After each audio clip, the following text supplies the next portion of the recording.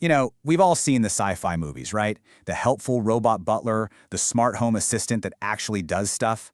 Well, it's not really science fiction anymore. A new breakthrough is finally giving robots the ability to actually see our world, understand what we're saying, and act on it. It's a total game changer, so let's get into it. And look, this isn't some far-off dream. Big companies like LG are already mapping this out.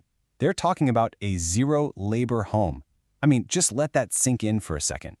A world where smart machines just handle the chores. The laundry, the dishes, the whole thing. It sounds amazing, right? But it also brings up a pretty obvious question. If the vision is so clear and the desire is definitely there, why isn't this our reality right now? Well, for a robot to actually be useful in a messy, chaotic, real-world place like your kitchen, it can't just follow some rigid, pre-written program. It needs to see, and it needs to adapt. It needs a completely different kind of brain, one that can connect the dots between sight, language, and action. And you know what? That missing piece is finally starting to fall into place. And that breakthrough is something called a Vision Language Action Model, or, VLA for short. And these things aren't just a small step up. They are a fundamentally new way of thinking about and building robots. So what is a VLA really? Well, think of it as a bridge connecting three totally different worlds.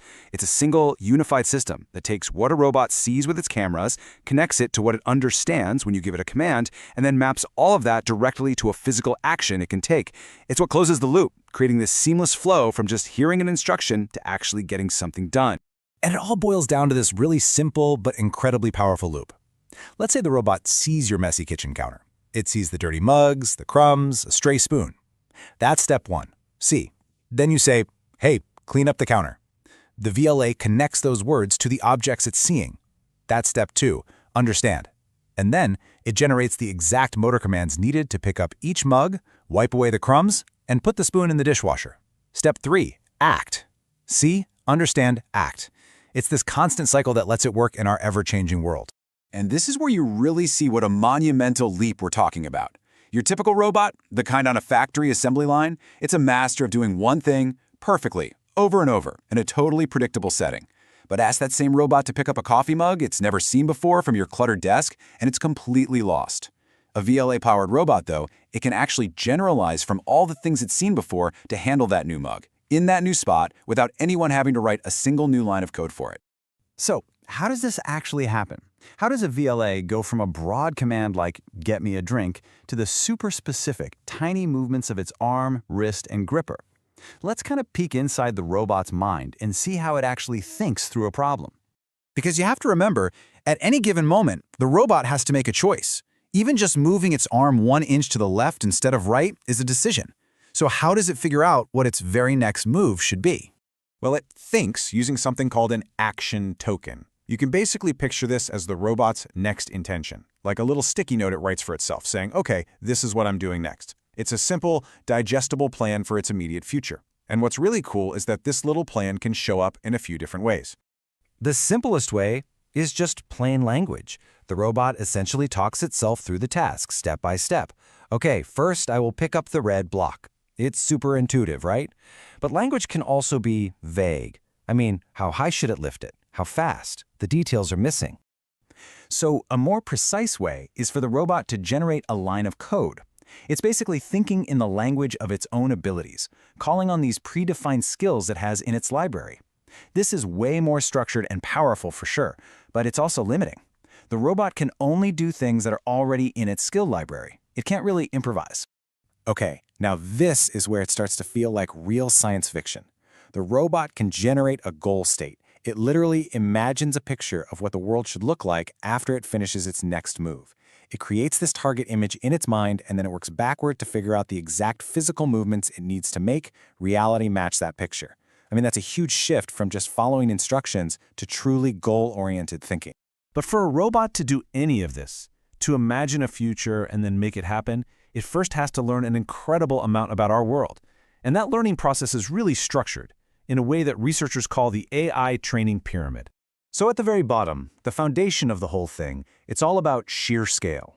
The model just soaks up massive amounts of data from the internet, videos of people doing things, images, text, you name it.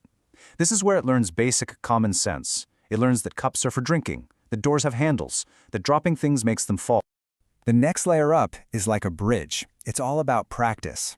In a virtual, simulated world, the robot can try a task millions of times. This is where it learns how to chain skills together, like combining a reach with a grasp and a lift to pick something up. And, critically, it can fail over and over again safely, without breaking itself or anything else. Then, at the very, very top of the pyramid, we have the most valuable and rare data of all, data from a real robot doing things in the real world. This is where the model finally grounds all that abstract knowledge. Grounding just means connecting what it learned from the internet and simulations to the messy physics of reality. It learns the specific quirks of its own motors, its own sensors, and its own body. And to give you an idea of just how hard this real-world data is to come by, for Google's RT1 model, they had a fleet of 13 robots working for 17 months just to collect 130,000 of these training episodes. That data is the biggest bottleneck, but it is absolutely essential to making these models work in our world, not just a simulation. Okay, so this technology is obviously incredibly promising. It really does feel like we're right on the edge of that robotic future we've been talking about for so long. But there are still some pretty big hurdles to clear before a robot is reliably folding your laundry. So what are the big problems that researchers are tackling right now? Well, first, as we just saw, getting enough of that real-world data is slow and expensive. That's a huge one. Second, and this is maybe the most important, is safety. We have to build robots that can not only recover from their own mistakes, but are also guaranteed to be safe around us, around our kids, our pets. And finally, there's speed. All this complex reasoning can take time, and a robot that pauses for 5 seconds to think before catching a falling glass isn't all that useful, is it? But leading experts in the field, like Sergey Levine, are really optimistic. They think the path forward is going to look a lot like what we've already seen with large language models. The capabilities will start out pretty small and narrow, maybe a robot that can only load the dishwasher.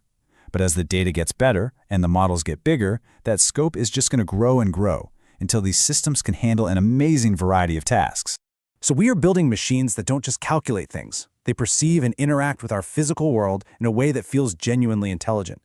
As this technology gets better and moves out of the lab and into our homes, the real question isn't, can we do it, but what should we do with it? We started this off talking about a zero-labor home. What else could this technology unlock? And maybe more importantly, what's the first thing you are going to ask a robot that can finally truly understand?